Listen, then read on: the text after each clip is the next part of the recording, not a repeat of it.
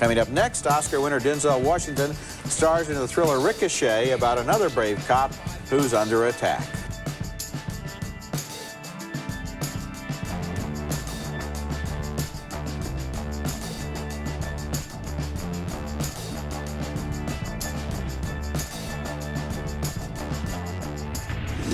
Hello, Contrarians, watchers, listeners, and fans all over the world.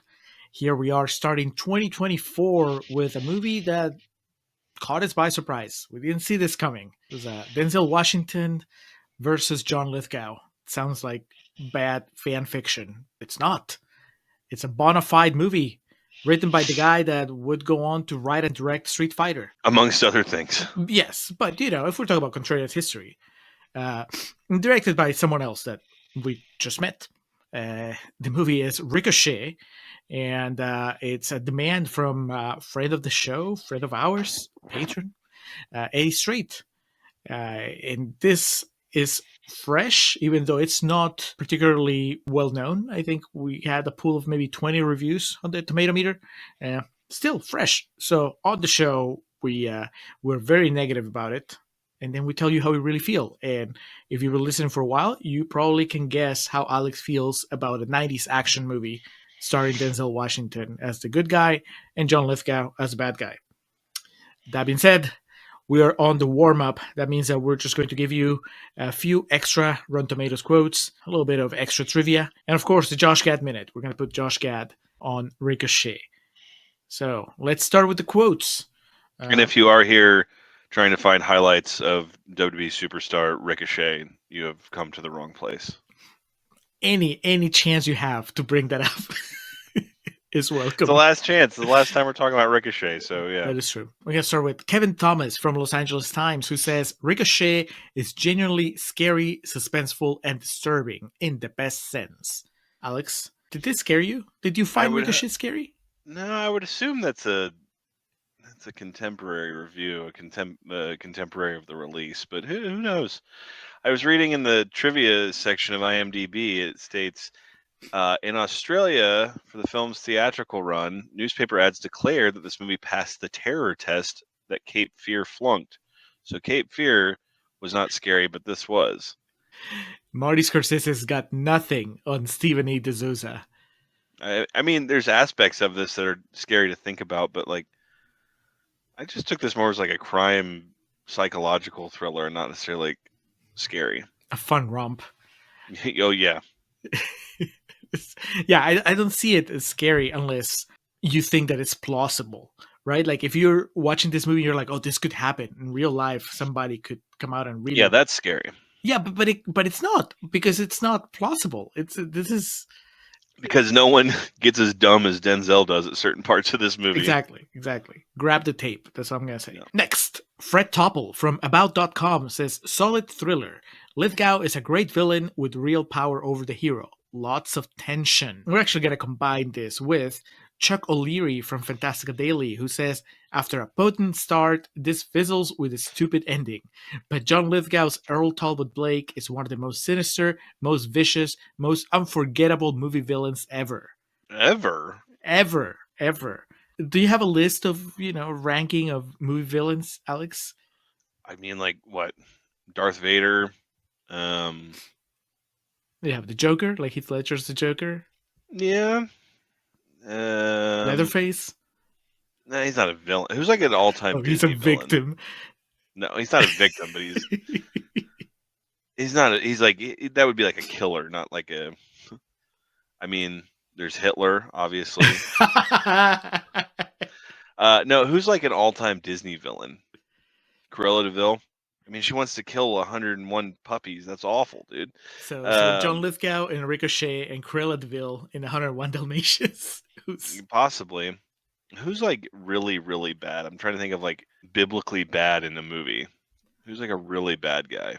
I don't know, but you're talking about the 90s, right? So I know you told me. Is this before or after Silence of the Lambs?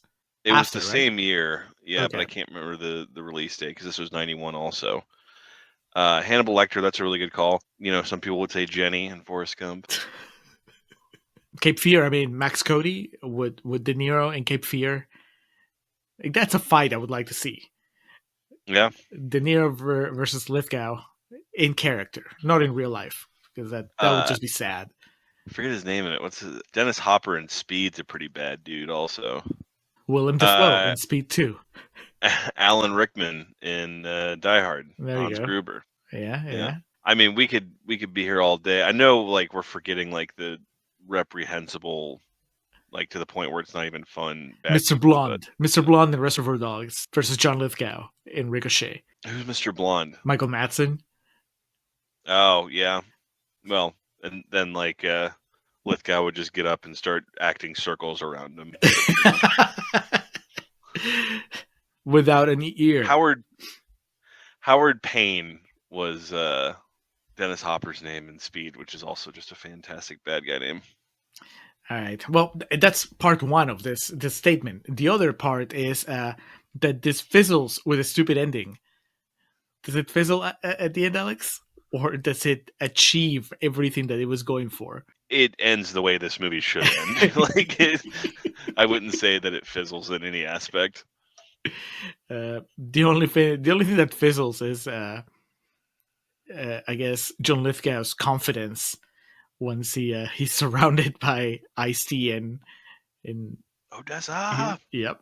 All right, got one more quote. This is from Stephen Garrett from Time Out, who says Mulcahy, that's the director, Mulcahy's slasher thriller manages to be as entertaining as it is improbable and violent. So there's the three measurements: improbability, violence, entertainment.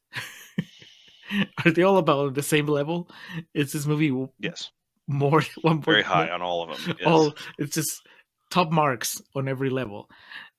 I think the violence would be like the most surprising aspect of it, because for a movie made in this time period, I would expect this level of absurdity and entertainment, but it is a pretty violent movie. I mean, Jesse Ventura, the future governor of Minnesota, gets stabbed to death in a prison fight through Denzel's face on a newspaper. Mm-hmm. With like a sword.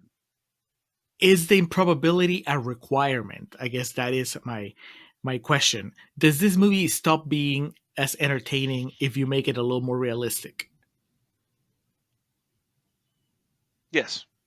Really? You didn't want to see the serious version of Ricochet? Not everything has to be Saving Private Ryan, man. Like a real interpretation of like what something was really like. Well, what is the realistic version of this movie, Julio? I don't know. One where Denzel takes the VHS tape with him when he's running out of that house. No, this is what made movies fun. Just completely outlandish shit like this. Well, listeners, if you can think of the serious version of Ricochet, I'm sure it's out there, and it's not Cape Fear, because Cape Fear is pretty out there also in its own way. Is it The Gift with Joel Edgerton, and is that Jason Bateman? I mean, that is a really creepy, very serious movie, but I don't think the parallels are there with Ricochet. Okay. Yeah, no. Fuck. Jason Bateman playing the John Lithgow role in Ricochet. That'll be a sight to behold, at least for those of us who are Jason Bateman fans. All right, but that's it. That's it for quotes. Alex, let's go to the Josh Gad Minute. Josh Gad in the 90s. Man, I don't want to get rid of Kevin Pollak, but it might be the perfect role. Lieutenant Larry Doyle, that might be the perfect role. No, fuck that. Because I like this movie a whole lot more than you do, as you'll find out in the episode. But we both think Josh Evans sucks. Sorry, Josh. I don't know where you are. Yeah. And, I hope you've had a good life and all that. But, like, Kim, who's John Lithgow, Earl Talbot Blake's, like, lackey, his second. And biggest fan, too. Yes, and just has some very odd lines of dialogue. But so odd that this Josh Evans fella, who they threw in here, was not equipped to pull them off. But even the same lines of dialogue, I have faith in the Gad that he could pull it off. Now, you know that this means that you're condemning the Gad to a pretty horrible death. He's going to be hanging off that building, and then Lithgow's going to just like shoot him cold-blooded. I mean, the pros outweigh the cons. The juice is worth the squeeze in this situation. Can't make an omelet without breaking a few Gads. That's what you're saying.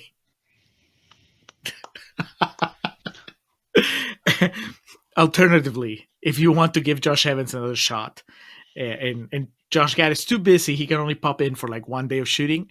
He can be the guy that utters the immortal line, "I want to put her tit in the ringer," which Yes, that local official that we think is going to have an actual part in the movie, but he's just there to say that. Good call. Yeah, if the Gad's too busy, maybe he's on a Broadway show right now, so I know that it's not as easy to skip out for the movies. All right, so that was the Josh Gad Minute. You're welcome.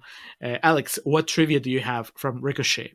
Ricochet was released on October 4th of 1991, directed by Russell Mulcahy, who directed The Highlander. We go more into that in the episode. Written by Stephen E. D'Souza, legendary action movie film writer of the 90s, starring Denzel Washington, John Lithgow, and Ice-T. It's just, the poster's unbelievable. Denzel Washington, John Lithgow, Ice-T, in that order. Kevin Pollak is like, hey, I'm here too. The movie had a modest box office. It premiered on October 4th, 1981, made close to $5 million its opening weekend. It was second behind The Fisher King, and it ended up grossing over $21 million in its theatrical run. We talk about this in the episode, but it came out 5 weeks prior to Cape Fear, which we already mentioned, that has a pretty similar plot to this. Siskel and Ebert both gave it a thumbs up on At the Movies, describing it as ridiculous, goofy, embarrassing, unsavory, and distasteful, but also stylish, ambitious, and having some smart dialogue. Julio took contention with that last part, and he goes into why in the episode. Caught him on a good day, clearly. The closing credits does feature the Ice-T song Ricochet that was released as a single. The song was originally recorded for the album Home Invasion, but was removed following earlier controversies concerning his lyrics. After his departure from Warner Brothers for Priority Records, it was later included as part of a bonus CD packaged with copies of Home Invasion. Was it the hidden track where, like, after the last song plays, you have to wait like 2 minutes of silence? Yeah, leave the CD player on, you forget about it. There was fuck, I can't remember what it was. There was some hidden track that starts with like, "Hey," and like it's the lead singer. I remember we had our CD player on in my buddy Ben's basement. We were, that he was my buddy when I was 14 or whatever, and we're just playing video games or something. And the guy just goes, "Hey," and I could just remember Ben going, "Ah!" Like it scared the shit out of him because he didn't know it was coming. According to many reports from members of the audience during the first test screening, it was originally much more violent, and it also has been reported that the final version is heavily cut. Also, according to a foreign interview with director Russell Mulcahy, scene where Styles is physically abused by Blake until he pukes, and Blake gets a sponge to clean him up, was one of the scenes that was cut after the test audience reacted negatively to watching a white man torture a black man. Some trailers show shots of this scene, which are not in the movie. This goes back to something we were talking about earlier. To me, obviously the racial connotation of it is uncomfortable to say the least, but something like that in this movie would be too much. It's like in Threat Level Midnight when Michael strangles Oscar to death. Like he's made this kind of dumb movie up until this point, but then there's this like really detailed act of like violence that it's just everyone's just like, ugh, watching it like that. And I think that would be too much for this. Yeah. So where is the line? Like where are we drawing the line? Like at what point is it like? It's so ridiculous. He's shooting him up with speedballs and having like this dominatrix prostitute, take advantage of him. And so it's not to make light of, because there are situations where people drug people. There's situations where people sexually take advantage of somebody. But the way it's portrayed in this movie is so just like ridiculous. And as you call out, Denzel's performance during these scenes is bordering on kind of like shtick. And so having him just get beat up and then he starts throwing up, the tube in the arm or something. He's like all over the place. He'd be like, dude, what the fuck? We took a hard left turn somewhere. I agree. I don't think that they would benefit from being even more graphic in the way that Denzel Washington is treated by Lithgow. But also, I just don't know how Denzel would play it. Like, seeing how he plays everything else that happens in the movie, that would be my biggest concern. I don't remember eating that. He just said something like that. Shockingly, Julio was the one that brought this to light in our recording. This movie takes place in the same universe as Die Hard, in that Mary Ellen Trainor plays reporter Gail Wallens in this and Die Hard. Why? The IMDb note here says, however, some of the supporting characters went on to have different roles in later films, most notably John Amos. So, sorry. You know how there's Michael Keaton plays the same character in Jackie Brown and Out of Sight? Ray Nicolette. I don't remember who gets the credit for that. I think Soderbergh, because I think Jackie Brown was before Out of Sight. So Soderbergh, because they're both based on Elmore Leonard books, so it's the same character in both books. And they're like, oh, well, Keaton played him in Jackie Brown. Do you think we can get Keaton to play him in Out of Sight? And they did. And it's just one scene. And it's like, if you're not aware of any of this, you're like, why the fuck is Michael Keaton in that one scene of Out of Sight, right? But if you know, you're like, oh, it's because it's his character from Jackie Brown. You don't get that with this actress. No. It's more like, I think I know her from something, and then you just go look up your phone and like, wait, Die Hard? What? I'm bummed though that Steven E. D'Souza didn't continue the gimmick and just put her in more movies. Can you imagine if she's in Street Fighter? Street Fighter, just for no reason. Yeah. She's reporting on M. Bison, his hostile takeover. But it's like, that would mean that canonically, Street Fighter is taking place in the same universe as Ricochet and Die Hard. I need it. Originally, screenwriter Fred Decker wrote the movie as a Dirty Harry series film, but was deemed too grim by Clint Eastwood. Later, when it became involved with Joel Silver, it was intended to have Decker direct it with Kurt Russell to star, but this fell through. Go into that a little bit in the episode itself. Can you see Kurt Russell playing the Denzel character? Not really. No, and the problem with that is I'm not just reading words on paper anymore. Like, I've seen Denzel play it. I know that, he's a different actor than a lot of people. That's why he's fucking Denzel Washington. The fight scene in the prison cafeteria between John Lithgow and Jesse Ventura recreates the final duel from Russell Mulcahy's earlier film Highlander. There are multiple visual references, including the use of swords, the Foley effects, and backlit windows, the camera angles, including the famous tracking shot of the camera rolling along the floor. So this dude just couldn't help himself. So this one's for the fans. Whoever wants to pay for the cameo for Jesse Ventura, ask him about that. And I was going to be the Highlander. See if he can say that. John Lithgow is the Highlander. I've never seen it, so I don't. I just know that. What is it? Only one. There can be only one. So they have to kill each other, and I don't know. John Lithgow's the Highlander's just telling, Bigfoot, we don't love you. Go away. Denzel worked out 3 hours a day, 6 days a week for 4 months as to not look out of shape for his shirtless scenes. Mission accomplished, brother. Achievement unlocked. Great cheddar on that torso of his, man. And lastly, John Lithgow almost never blinks during the film. He wore contact lenses to give the impression that he had a glass eye, which comes up. Denzel's kids at one point ask him what's wrong with his eye. And we talk about this in the episode. John Lithgow today is someone that we kind of look at with like this really warming familial sense, like a grandparent or something. Like even to the point where he showed up in Killers of the Flower Moon, like, John Lithgow. But, you look at this Blowout, which we've discussed previously, and, even early in his career, Obsession, he definitely had the makings of a really creepy bad guy. He had his wild years. Isn't he in Dexter, in a season of Dexter? Yes, he's a killer in Dexter. That's the one season of the show I watched. I was not crazy about it, but he's obviously very upsetting. Plays Arthur Mitchell, the Trinity Killer. Killer Grandpa. There you go. He obviously a great actor, but in this, as much as I like it, if you want to see what he's capable of as a scary motherfucker, Blowout's definitely the way to go, because in this it does approach like cartoon comic book levels of villainy, of villainous acts, I should say. But a hoot nonetheless. Yeah, I mean, it's definitely it's whether you end up liking it or not, I think it's worth watching for Denzel and for John Lithgow.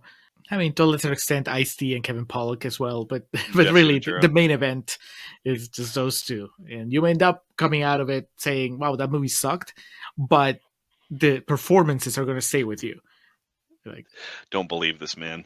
I'm just saying, I'm putting out hypotheticals. You can listen to the episode and just figure out like where Come we to your land. own conclusion. Yes, yeah. Watch the movie. It's as of right now, it's on Tubi. Who knows where it will go now?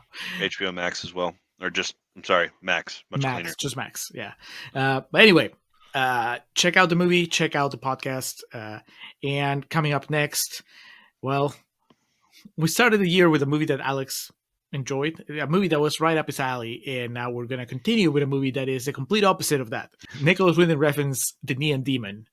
NWR. NWR. The watermark tells us so. Constantly referenced on the show, constantly mocked on the show. Well, it's time to just get down to brass tacks and really analyze what makes it not work for us. Maybe it will. I don't know. I haven't seen The Neon Demon since it came out, so we'll see. But watch The Neon Demon or not, but definitely stay tuned for the next episode because that's what we're going to be talking about. Until then, thank you for watching, and we'll talk to you again soon.